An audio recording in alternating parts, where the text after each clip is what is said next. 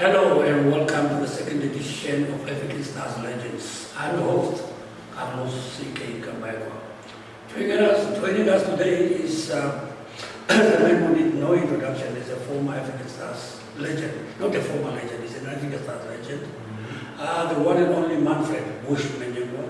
He's the man who scored that decisive goal, the opening goal against Black Africa in the final of the Davis Fellowship Cup in 1975. Bush, welcome to the program. Thanks. You're welcome. Bush, tell us a little bit about your football career from when you started before you joined African Stars. Carlos, I think I will have to take you a bit back because this is about my upbringing and my original setup. I was born in the old location, and then we left to Katutura where I started playing football in Katutura. We started as a team of young people called Tisa. By that time, I was around maybe 6 or 7 years. And then from there, I joined a team which was created by the guys in Katutura. There was a gentleman called Floyd Marero. They started a team called 11 Explorer with Joe and Dixie, Warwick, and all these guys. And Golu also. All these guys, they were very, let's say sharp. These were professional players. By that time, although they were not professional by the way, by that time they could play football at the high level. Then as a young boy, I was just incorporated, brought in, and started playing football for that team. Unfortunately, that team fell apart, at least because... They fell apart because the opponents refused to play against them. They were too good. That's true. But the major issue is that African Star was now even, let's say, becoming stronger, and therefore all other teams like those Herero-based teams mainly collapsed.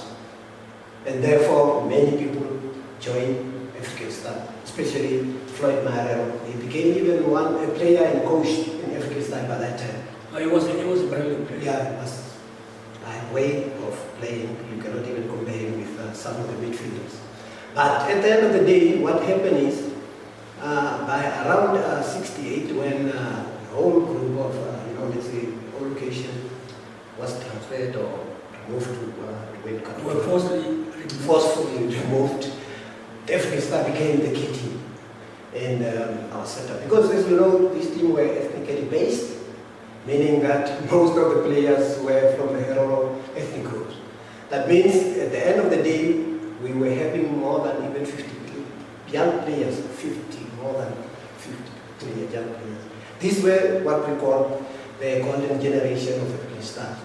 You can even, let's say, name them. There were several guys. The key person there was our skipper, Kube Kaiga, who was one of the most important players in this whole country, which I realized that after he left African Star, you could see the difference in playing, because he was committed as a player and he was dedicated to even to win. He was a winner by heart. But at the end of the day, we were competing for places. As I said, having more than 50 players, we could even have three teams from the same group, meaning that African Star had 3 different teams, which we were playing at the highest level, that means at the first division level.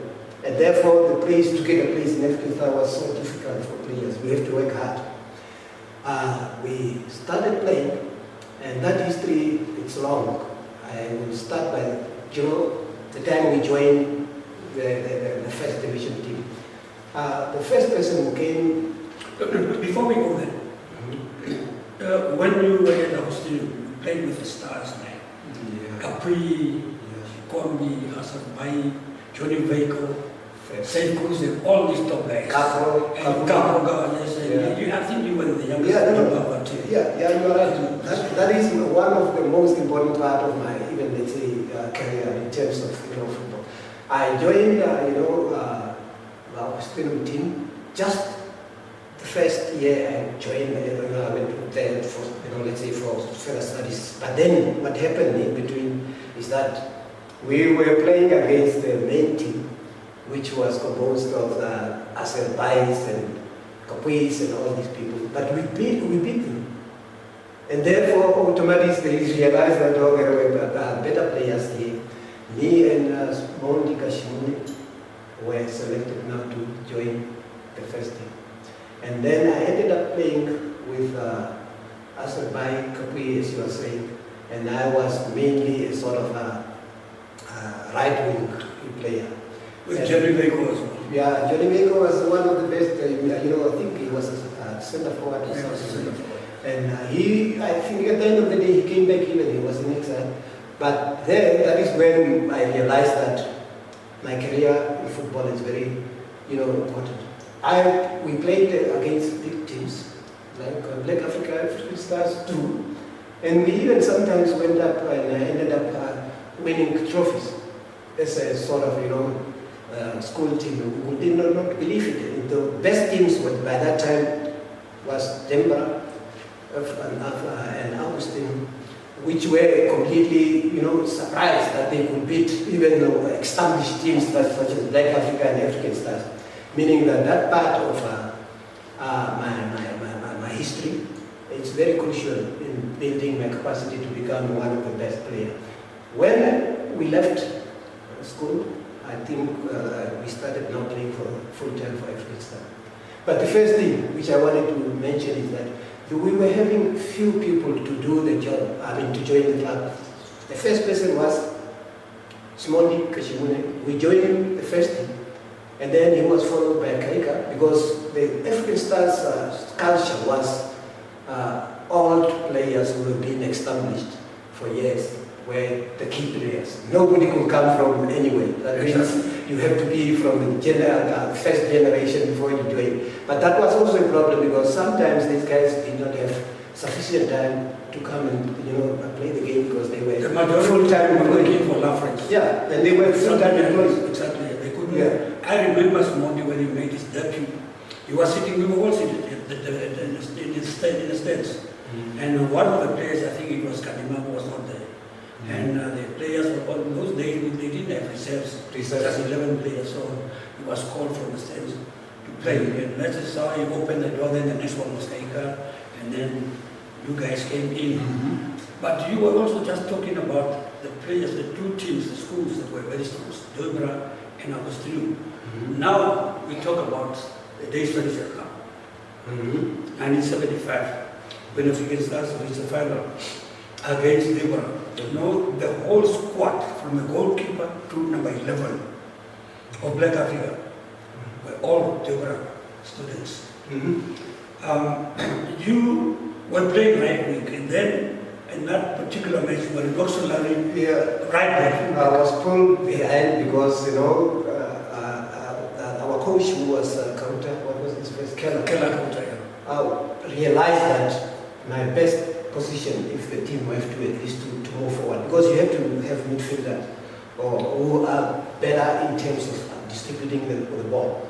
And that means my position was taken by Seth, because he is not a very, fluent player in terms of the 7 wing. He could not at least make it, therefore I have to fit him. Therefore this guy realized that the best position is for me to come back and then play with Kaika in here in midfield, so that we can at least strengthen the strikers. And that was the only change. But honestly speaking, that was the best game I played. One of the best, I cannot even say the best. Because at the end of the day, I was excluded because I was a bit of a rebellion. A rebel means that I could not at least attend training as expected. And therefore, the coach realized that no, he needed at least to give me a bit of is it a penalty, whatever, suspension. But then I have to fight to get at least in. And I talked to Lenny Yamutiti that please ask our coach so that I can at least prove to these people that I'm still okay. But that whole week I didn't attend the training, but fortunately I was allowed to come in. coming back to the squad, you must have had a very good game plan because looking at the quality of Black Africa and African stars, I mean, we had a couple of weak links in the team, especially the goalkeeper was not really safe. Yeah. And then for the wings, you have Smondi and Sebo, and the technical ability a little bit lacking. But I think you came with a sort of a game plan, and you opened the score, I still remember. You see, I'm thankful to our coach because that gentleman normally used to watch South African football because he used to work in South Africa for some times. I think he was working for a construction company or something. And having watched these games, he came with a sort of a strategy which we never even thought about. I was even against being pulled back, but he realized that this game plan is for us at least to have to strengthen our back. Because if you've got a back, that means which even let's say pull, let's say ahead, that means we'll have a better attacking options, and that is what he wanted. But at least let's strengthen the midfield so that we can fit the guys. And that is how we even block, let's say guys like Mikey Hans and and Perry Robo. And the intention was, according to the coach's strategy, is that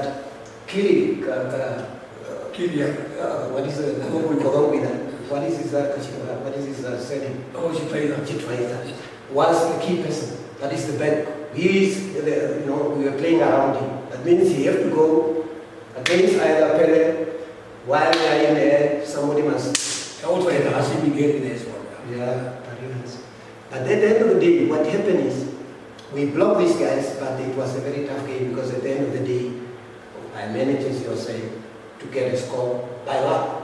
Because it was just deflected from the defense, and then that was the beginning of the whole thing. Secondly, the second goal came from Ben, but that ball was even created by me. Because I just crossed it across to him, and then he headed in another goal. Before halftime, we were 2-0, and we said this is our game.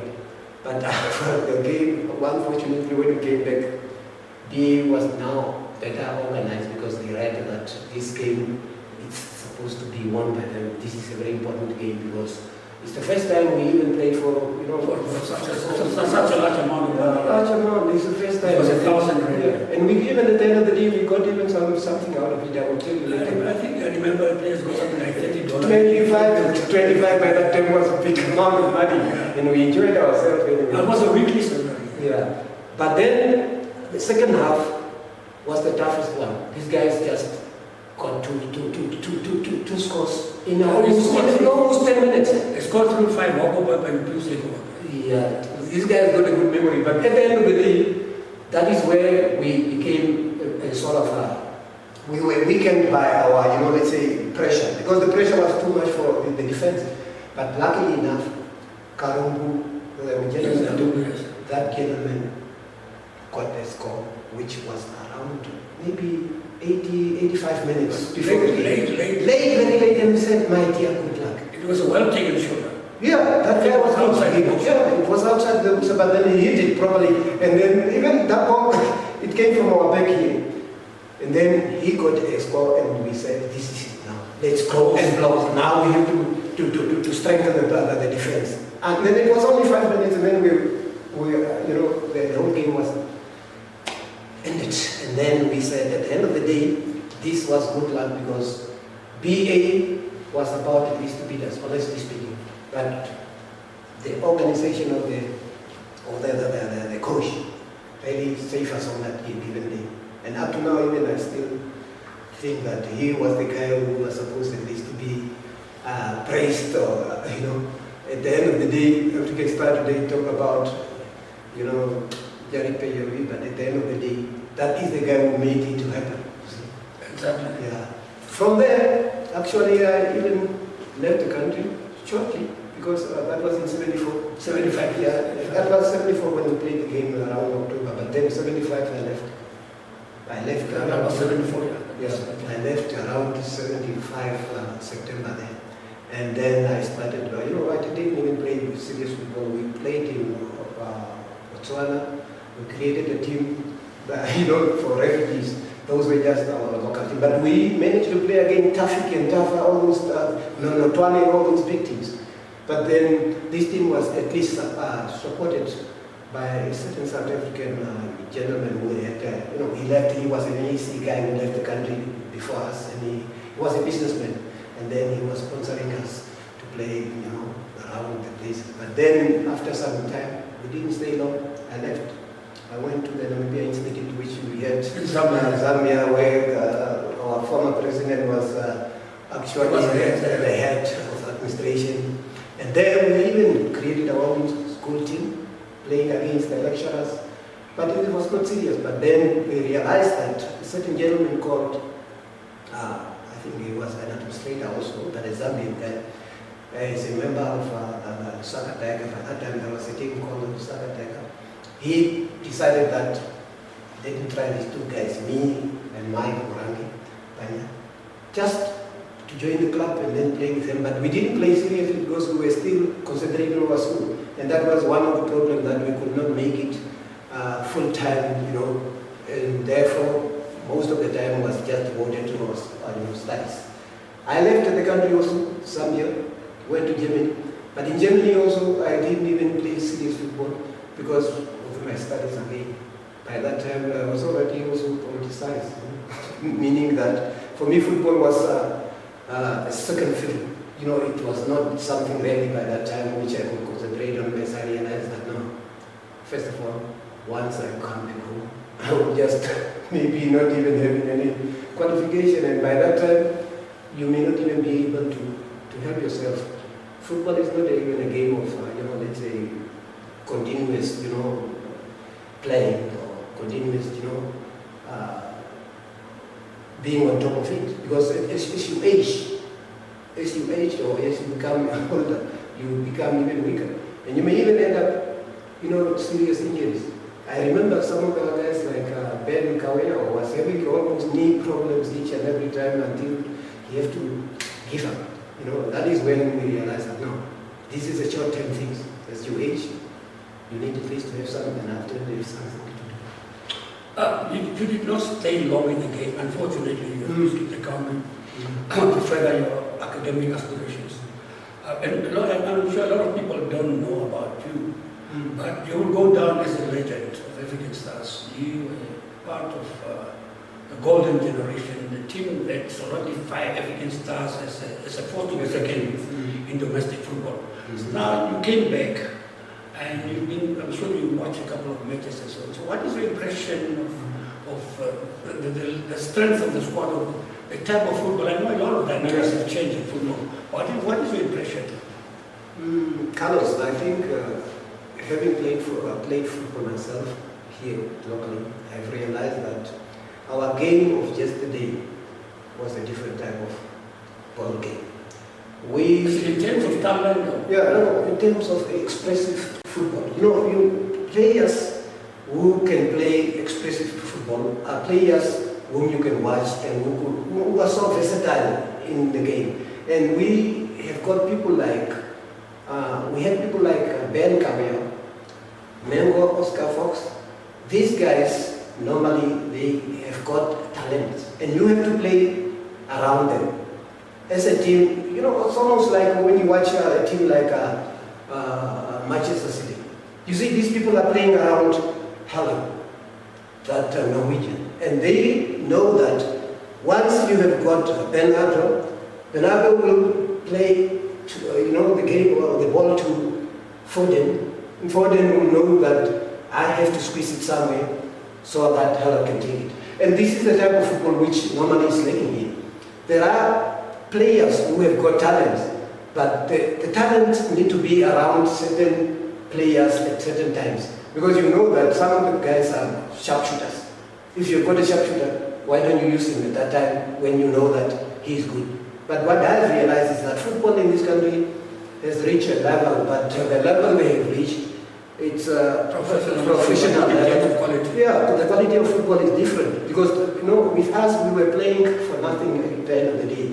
We were just playing for pride. But then that pride was a competition type of football. You have to compete with the other guys and even with the other teams. But now you find today's players, they are so comfortable in terms of placement. They know that my place is guaranteed, and therefore the next team I will be in the squad. But that is one of the problems we are having, that expressive players who can at least play versatile are lacking. And I had a chance to play with people like the one I mentioned, the Mengos, the Hippies.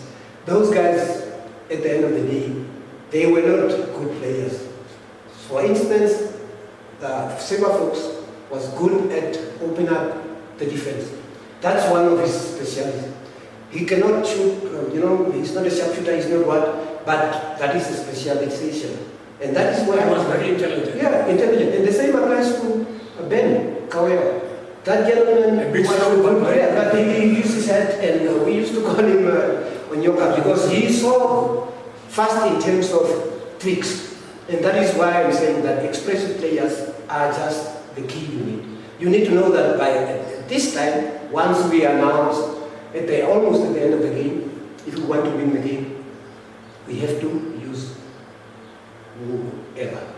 You see, that's a very important thing, because you know that if I place my ball at this moment, second, that ball will be in.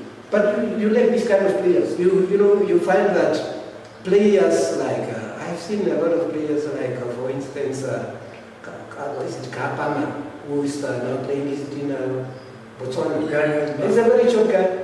But if you give him a chance in that midfield, you see how hardworking he works. And he's a versatile player. Even although he's left-handed, in the midfield, he handled midfield again. And the other one is Iboni or whatever from Taika or something. Those guys are good players, but the players, they have to play around, because these are midfielders. And you need to fit, if there are people who are strikers, and they don't link up with you, automatically you become, futile, you become useless. You can at least be a good midfielder, but whom are you going to supply? And that is why I said Keller made our winning just around the same thing. Strengthen the midfield, automatically. If you've got midfielder and you've got a key person, like a striker whom automatically you will have a score. And this is the type of football I was expecting from from today's players, but it's a bit lacking. But as they become professional and there are academies and all these things, I think at the end of the day, they are on the right track. Because at the end of the day, with more training, more exposure, I think it will make a difference. And as you see, we had a game here, the African Cup, when we played against Mali game was the best apart from the one of Tunisia. Tunisia for me was a fluke. It was just a fluke because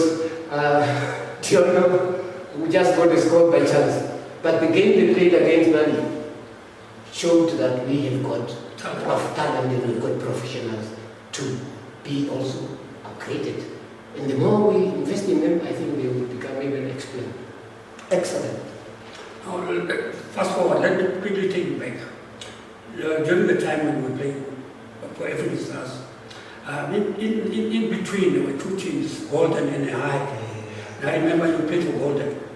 And then later there was an animosity between these two teams. And the elders had to come in. Can you talk a little bit about that? That almost was a crisis in the team. Because African Star was about to break up. Because we had, as I said, we had more than 50 players. The African Star by that time, I think we were not even having other players exported and imported from somewhere.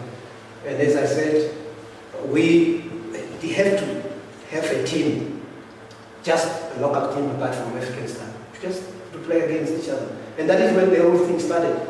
The whole thing started as a joke. Okay, we are just training, and later it became a problem that most of our defense were part of the high, as you said. I played for High. Yeah, and you are right.